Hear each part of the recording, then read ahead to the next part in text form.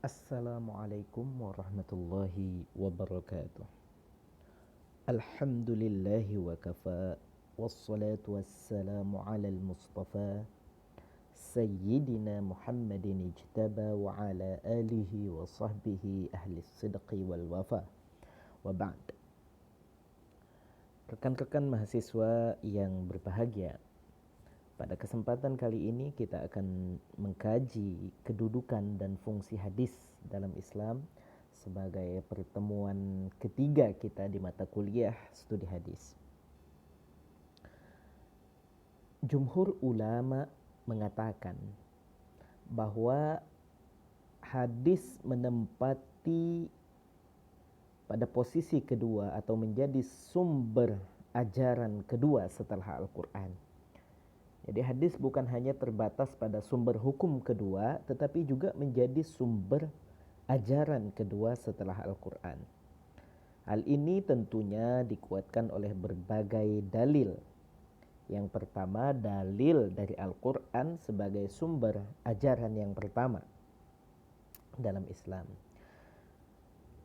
Pada surah Ali Imran, Allah Subhanahu wa taala berfirman, "Qul athi'u Allaha war rasula fa in tawallaw fa innallaha la yuhibbul kafirin." Katakanlah olehmu wahai Muhammad, taatlah kepada Allah dan Rasulnya. Dan jikalau mereka orang-orang yang menentang itu berpaling, maka ketahuilah bahwa Allah tidak menyukai orang-orang yang kafir. Di ayat ini Allah sandingkan perintah untuk taat kepada Allah dan juga kepada Rasulnya.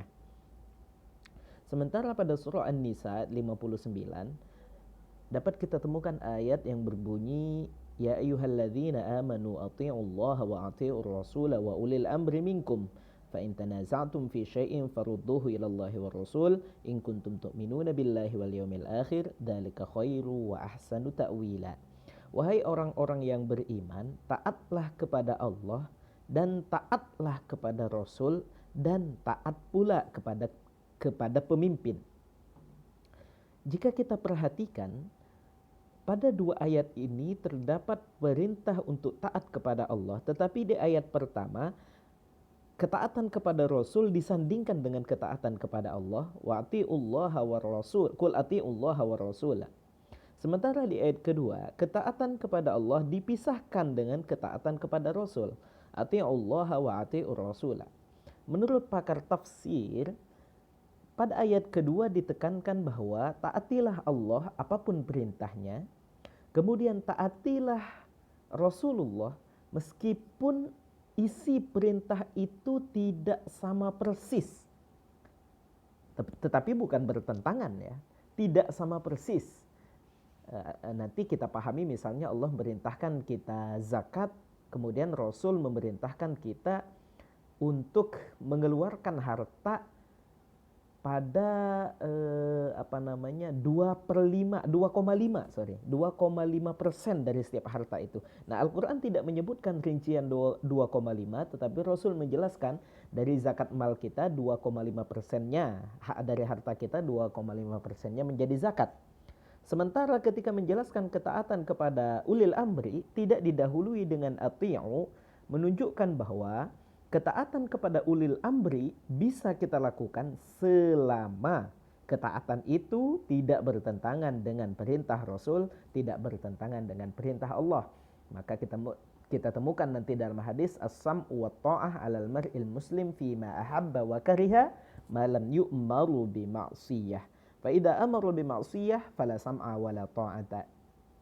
Bahwa seorang muslim itu wajib taat kepada pemimpinnya apapun yang diperintah, baik ia senang dengan perintah itu atau dia tidak setuju dengan perintah dan kebijakan itu selama bukan diperintahkan untuk bermaksiat kepada Allah dan Rasulnya. Apabila diperintahkan untuk maksiat kepada Allah dan Rasulnya, fala sam'a wala ta'ah, maka tidak wajib atau bahkan tidak boleh kita taat ya. Kira-kira itu. Artinya dari dua ayat ini kita pahami bahwa sunnah sebagai sejarah hidup Nabi atau hadis sebagai segala sesuatu yang disandarkan kepada Nabi menempati posisi kedua, baik itu seirama dengan perintah langsung dari Allah ataupun nanti penjelasan atau penjabaran-penjabarannya, artinya tidak seirama. Di ayat lain misalnya Allah berfirman, wa ma atakumur rasulu, dan apa yang datang kepada kalian, yang diberikan oleh Rasulullah, yang datang dari Rasulullah kepada kalian, maka ambillah. Fakhuduhu wa ma nahakum anhu, dan apa yang dilarang oleh Rasulullah terhadap kita, maka fantahu, jauhilah.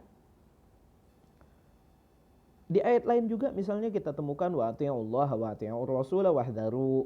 Kemudian ada kul ati'ullah wa ati'ur rasul fa in tawallaw fa innama 'alaihi ma hummila wa 'alaikum ma hummiltum, dan seterusnya. Di An-Nisa ayat 80 juga kita temukan misalnya may yuti'ir rasul faqad ata'allah. Barang siapa yang mentaati Rasul, maka dia sudah taat kepada Allah.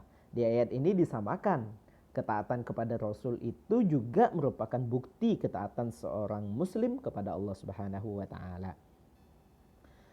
Kemudian dari hadis itu sendiri misalnya dapat kita temukan sabda Nabi diriwayatkan oleh Imam Malik pada kitabnya Muwatta, hadis nomor 678, taraktu fikum amrayni lan tadillu ma tamassaktum bihima, kitaballahi wa sunnata nabiyhi. Kata Rasul, aku tinggalkan warisan atau pusaka berupa dua hal, yang selama kita berpegang teguh kepada dua hal ini, maka tidak akan sesat selama-lamanya. Apa itu? Yang pertama kitab Allah, yakni kitab Allah Al-Quran, wa sunnata nabiyhi, dan sunnah Rasulullah sallallahu alaihi wasallam.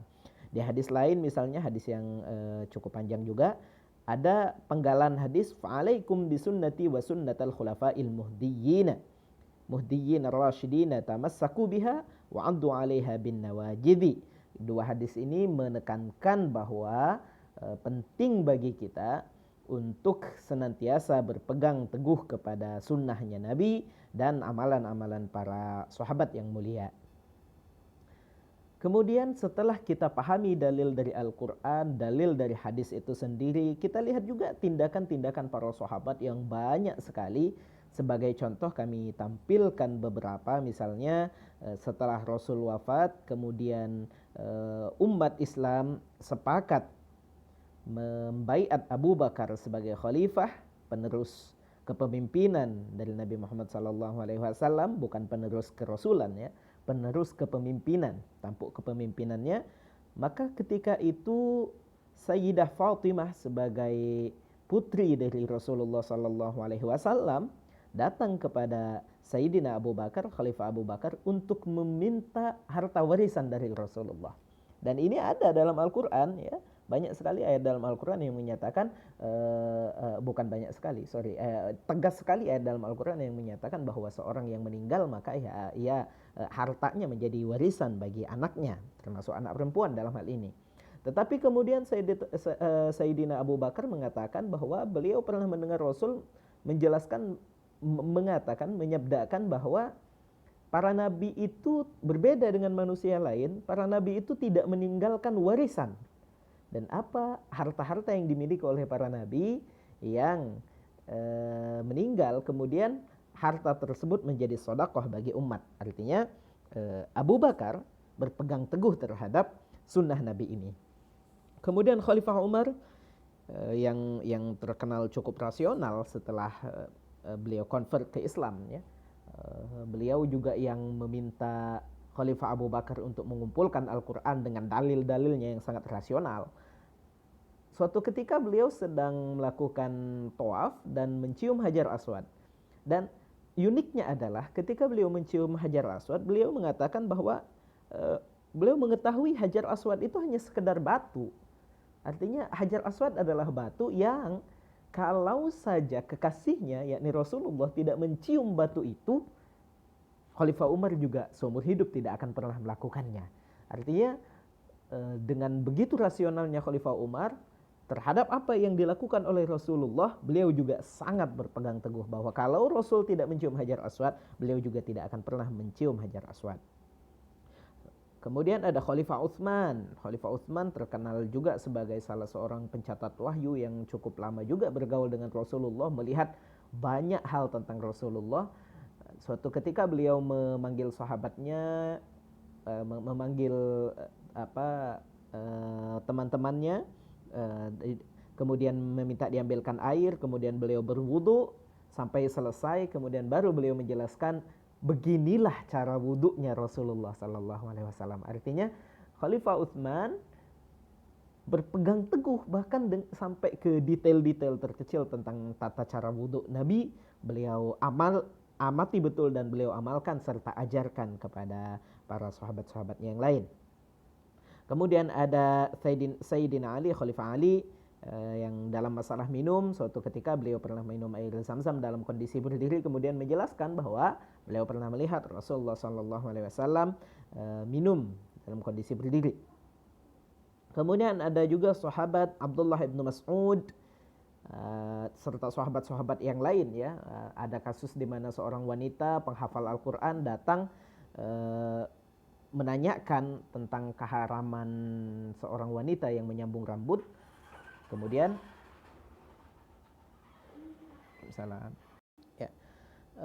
kemudian seorang wanita yang hafal Quran ini datang kepada Abdullah bin Mas'ud yang menanyakan di manakah ayat yang melarang wanita untuk menyambung rambut atau mentato dan ditato, karena tidak ada ayat Al-Quran yang menyatakan hal tersebut.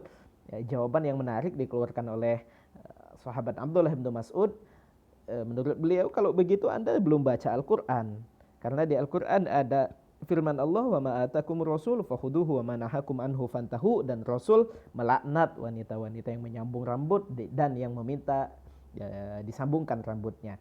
Demikian dalil dari Al-Quran, dalil kesepakatan dari hadis, kesepakatan para ulama, dan juga dibuktikan dengan tindakan-tindakan para sahabat yang sebenarnya sangat banyak, tetapi sebagai beberapa contoh saja kami tampilkan. Kemudian setelah kita ketahui kedudukan hadis sebagai sumber ajaran kedua dalam Islam, maka kemudian kita juga akan mengkaji apa fungsi hadis terhadap Al-Quran. Kenapa tidak cukup Al-Quran saja, kenapa kemudian harus ada hadis sebagai sumber ajaran kedua? Maka kalau kita kaji lebih jauh, sebenarnya ada 3 fungsi utama hadis terhadap Al-Quran, yaitu pertama mempertegas isi kandungan Al-Quran, kedua menguraikan atau menjelaskan isi kandungan Al-Quran, dan yang ketiga menentukan hukum baru atau syariat baru yang belum dijelaskan dalam Al-Quran. Yang rinciannya nanti dapat kita sebutkan, ada namanya bayanut takrir, bayanut tafsir, bayanut tafsil, bayanut taqyid, bayanut takhsis, bayan nasakh, dan bayanut tasyri'. Yang pertama, fungsi hadis adalah menjadi penegas ajaran yang ada di dalam Al-Quran, penegas syariat yang sudah ada dalam Al-Quran. Artinya, terkadang hadis muncul tidak memberikan penjelasan, tetapi sebagai penegas saja. Apa yang sudah ditegaskan dalam Al-Quran ditegaskan lagi dalam hadis. Misal tentang kapan memulai bulan puasa, kapan memulai Ramadan, kapan kita mulai berpuasa. Di Al-Quran dijelaskan, faman syahida minkum syahra falyasum, barang siapa yang melihat bulan hilal dalam hal ini maka berpuasa esok harinya. Kemudian Rasul bersabda, idza ra'aitumuhu fasumu, kalau kalian melihat hilal Ramadan maka puasa. Kemudian wa idza ra'aitumuhu faftiru, dan apabila melihat hilal bulan Syawal maka batalkan puasa. Artinya maka sudahi puasa, berlebaranlah, kira-kira begitu. Atau di ayat lain misalnya dalam Al-Quran dijelaskan, wahai orang-orang yang beriman, jika hendak melaksanakan sholat maka wudhulah ya. Maka Rasul pun bersabda, tidak diterima sholat seorang yang man ahdatha, yang dalam kondisi berhadas, dalam kondisi tidak berwudhu, sampai ia berwudhu. Artinya hadis muncul sebagai penegasan ajaran yang sudah ada dalam Al-Quran. Itu namanya bayanut takrir. Bentuk kedua, ada kalanya hadis menjadi penafsiran. Ya, hadis menjadi penafsiran terhadap ayat-ayat Al-Quran. Misal ketika turun ayat wa'iddu lahum mastata'tum min quwwah pada Quran surah Al-Anfal ayat 60. Maka para sahabat bertanya, apa itu kuwah ya? Maka sahabat bingung apa yang dimaksud dengan mempersiapkan kekuatan dalam ayat ini. Maka Rasul menjelaskan sebagai penafsiran terhadap ayat tersebut, ala innal quwwata ar-ramyu. Ketahuilah bahwa yang dimaksud dengan kekuatan di sini adalah kegesitan dalam memanah, ya, kemampuan seorang dalam memanah. Kira-kira itu yang menjadi ukuran kekuatan pada masa Rasul tersebut. Maka ada kalanya hadis menjadi penafsiran terhadap ayat Al-Quran. Hadis juga terkadang hadir memperinci ayat-ayat Al-Quran yang sifatnya global. Misal tadi kita pahami bahwa Al-Quran perintahkan orang untuk sholat, ya. Wa aqimus sholata wa atuz zakah, dirikan sholat, bayarkan zakat. Tapi tidak dijelaskan bagaimana sholatnya, berapa persen zakatnya. Maka hadis menjelaskan hal ini. Misal Rasul sholat di depan para sahabat, kemudian setelah sholat beliau bersabda, "Shollu kama ra'aitumuni usolli." Sholatlah kamu sebagaimana kalian lihat aku sholat. Yakni Rasul mencontohkan mengangkat tangannya ketika takbiratul ihram, Rasul ruku, Rasul sujud, dan seterusnya. Kemudian misalnya Al-Quran memerintahkan untuk mengeluarkan zakat, tetapi berapa zakat yang harus dibayar? Kan itu tidak dijelaskan dalam Al-Quran. Maka Rasul mengatakan, keluarkan seperempat dari 10%. Artinya maksudnya 2,5%-nya dari harta yang kita miliki. Kalau memang nanti sudah mencapai nisabnya, itu mungkin dapat dikaji lebih jauh nanti dalam fikihnya, ya. Ada juga ayat Al-Quran, hadis yang menjadi pengkhusus terhadap kandungan ayat Al-Quran yang bersifat umum. Misal tadi ada ayat yang berbunyi yusikumullahu fi auladikum lidzakari mithlu hadzil unthayain, bahwa Allah mewasiatkan kepada kita seorang yang meninggal apabila ia memiliki anak laki-laki dan anak perempuan, maka bagian anak laki-laki 2 kali lipat bagian anak perempuan. Ayat ini umum, berlaku bagi siapa saja. Baru nanti dijelaskan misalnya dalam hadis, la yarithul qatil minal maktuli syai'a. Kalau misalnya ada seorang yang anak yang ayahnya kaya raya misal, kemudian ia ingin mendapatkan warisan, ia bunuhlah ayahnya itu, baik dengan racun atau dengan apapun, dan terbukti ia membunuhnya, maka kandungan keumuman ayat ini tidak berlaku karena sudah dikhususkan oleh hadis ini, gitu kira-kira, ya. Kemudian ada ini hadis menjadi pembentuk hukum syara yang baru, hukum syariat yang baru yang belum dijelaskan dalam Al-Quran. Misalnya Nabi melarang memakan, banyak ya, Nabi melarang misalnya memakan keledai negeri, ya, keledai negeri. Kemudian Nabi melarang memakan hewan-hewan buas, ya, yang memiliki taring dan memiliki cakar yang tajam, dan itu tidak dijelaskan dalam Al-Quran misalnya. Kemudian ada pula fungsi hadis sebagai bayanun nasakh. Bayanun nasakh ini fungsi hadis untuk menghapus hukum yang ada dalam kandungan ayat. Bukan menghapus ayat, tetapi menghapus kandungan hukum yang ada di dalam ayat. Ini tidak sepakat ulama tentang kebolehannya, apakah boleh hadis menjadi nasakh bagi ayat-ayat Al-Quran, hukum dalam ayat Al-Quran. Kemudian bagi yang mengatakan boleh, ada pula perdebatan hadis yang bagaimana. Apakah hadis yang mutawatir atau hadis yang masyhur, apakah hadis ahad bisa menjadi nasakh bagi ayat-ayat Al-Quran. Bagi yang meyakini ada, contohnya misalnya ada ayat Al-Quran, kutiba alaikum idza hadara ahadakumul mautu in taraka khairanil wasiyatu lil walidaini wal aqrabin. Dahulu waris itu bagi orang yang meninggal itu, mereka harus memberikan wasiat harta peninggalannya kepada anak-anaknya, keluarga dekatnya, gitu ya. Kemudian Nabi bersabda innallaha qad a'ta kulladzi haqqin haqqahu fala wasiyata liwarisin, bahwa sungguhnya Allah sudah memberikan haknya masing-masing. Bagi anak dan kerabat dekat ada hak waris, maka tidak lagi diperbolehkan memberikan wasiat, memberikan harta kepada ahli waris. Yang diperbolehkan adalah orang-orang yang berada di luar lingkungan ahli waris dengan jumlah juga terbatas maksimal sepertiga. Sementara untuk ahli waris sudah ada ketetapannya dalam bab waris. Kira-kira itu yang dijadikan contoh bagi kalangan yang membolehkan hadis sebagai nasakh terhadap ayat Al-Quran. Demikian yang dapat kita kaji pada pertemuan kali ini, pertemuan ketiga ini. Semoga Allah senantiasa memberikan kita hidayah dan taufik untuk selalu mempelajari kandungan perintah-perintahnya baik dari Al-Quran maupun sunnah nabinya. Wallahul muwaffiq ila aqwamit thoriq. Wassalamualaikum warahmatullahi wabarakatuh.